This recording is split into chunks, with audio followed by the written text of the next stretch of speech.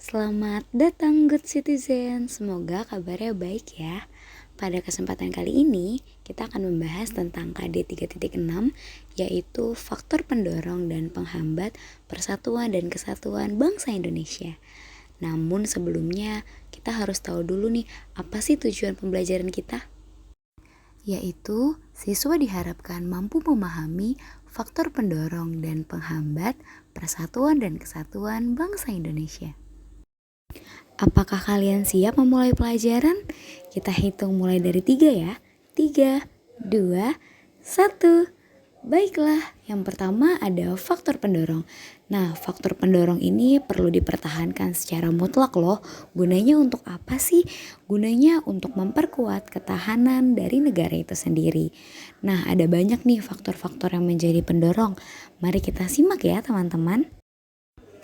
Yang pertama ada Sumpah Pemuda.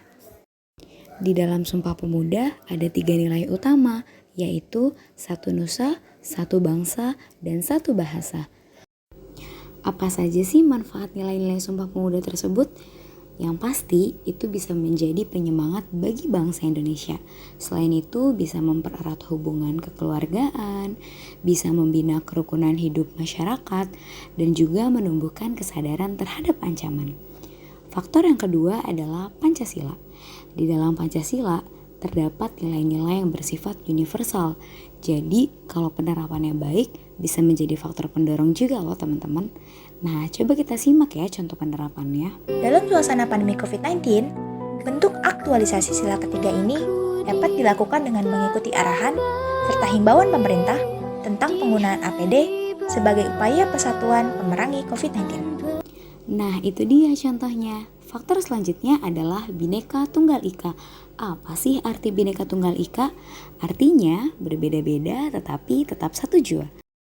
Indonesia terdiri dari beragam suku, budaya, bahasa daerah, dan juga beragam pulau yang membentangi wilayah Indonesia. Nah, hal tersebutlah yang dapat menjadi faktor pendorong supaya bangsa Indonesia tetap satu, yaitu NKRI. Nah, yang selanjutnya adalah faktor penghambat. Banyak sekali faktor-faktor yang dapat menghambat persatuan dan kesatuan bangsa Indonesia. Yang pertama adalah kebinekaan Indonesia. Jika pada pembahasan sebelumnya kebinekaan itu menjadi faktor pendorong, namun jika penerapannya tidak sesuai akan menjadi faktor penghambat juga loh.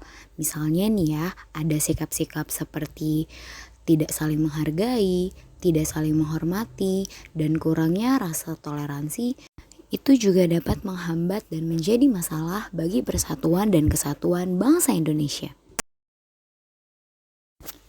Nah, yang selanjutnya adalah faktor geografis. Kita tahu bahwa Indonesia terletak dari antara pulau-pulau dan juga kepulauan-kepulauan yang memiliki karakteristiknya masing-masing.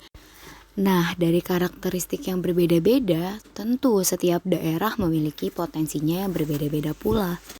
Ada yang unggul dalam aspek wisata, aspek pertanian, atau aspek perkebunan, bahkan aspek pembangunan. Namun, tidak menutup kemungkinan juga masih ada wilayah-wilayah yang kurang terkena perhatian atau fokus pemerintah di dalam sektor pembangunannya.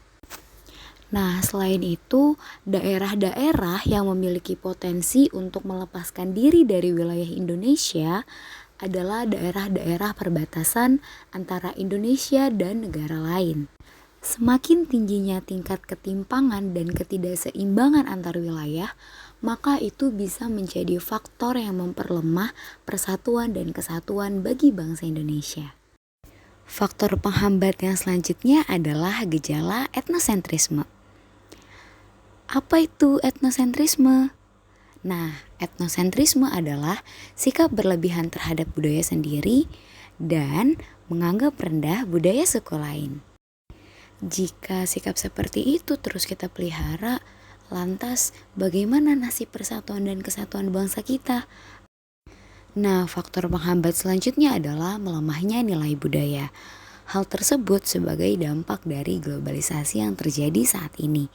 Ada banyak bentuk pelemahan yang terjadi akibat globalisasi, bisa secara kontak langsung ataupun tidak langsung.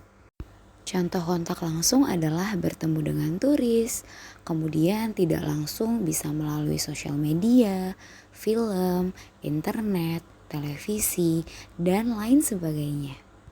Nah, demikianlah penyampaian materi pada hari ini. Apakah ada pertanyaan? Baiklah, jika belum ada pertanyaan, teman-teman diperkenankan untuk men-scan QR barcode yang ada di layar. Di sana ada pertanyaan yang perlu dijawab dan ada ruang Q&A juga jika teman-teman ingin bertanya. Demikianlah pembelajaran KD 3.6 pada hari ini.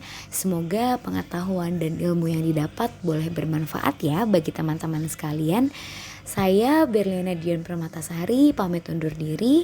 Kurang lebihnya mohon maaf. Wassalamualaikum warahmatullahi wabarakatuh. Sampai bertemu lagi.